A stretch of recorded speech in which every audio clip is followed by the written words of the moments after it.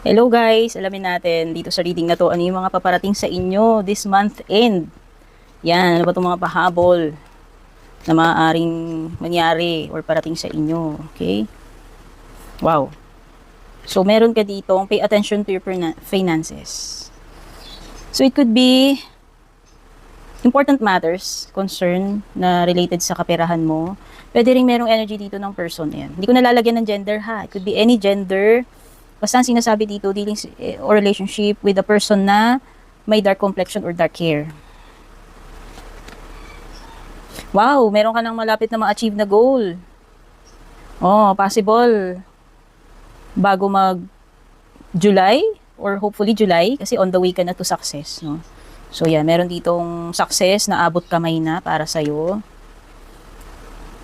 Wow, may financial gain. So, may increase pagdating sa financial mo. Ayan, no? Ito daw ay something na pinagpaguran mo in the past. So, aanihin mo na yan. Financial rewards. Okay, you could be needing advice from a professional or from a wise person. Okay, baka may mga situation wherein hingi ka ng advice. Sorry, akala ko may ipis. Mag-ingat ka nga lang kasi although merong paparating na increase pagdating sa financial, pwede ka rin maka-experience ng loss pagdating sa financial, no? Ano pa? Okay, meron kang something na pagdadaanan with the elephant card, no? It could be a physical na pagdadaanan mo or mental na pagdadaanan. Ayan na naman, may energy na naman ng person. Basta yung isa with dark hair or dark complexion, pero itong isa is mas bata.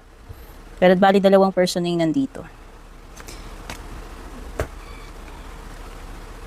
Okay, ito na rin yung period na makakaalis ka na dyan sa situation mo. Ito na yung opportunity mo na baguhin yung situation mo or makaalis dyan sa nilalagyan mo. Kinalalagyan mo. Okay, so meron ding mga situation na pwedeng maka-experience ng kalungkutan. Kung ano man yung magiging cause ng kalungkutan na yan or yan, may mga luha. Meron talaga money pa parating. Ito, bago matapos itong month na to, may money pa parating sa'yo or swerte.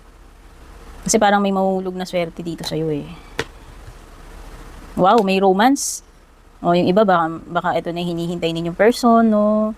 A connection, a relationship, an attraction. Basta may romance. Pwede rin may mga invitation sa party. May celebration, no? May mga occasion or dadaluhan ka na ganyan. Okay, so yan yung mga energies na na-pick up ko maaaring paparating sa inyo ngayong month end. Take care, God bless, babush.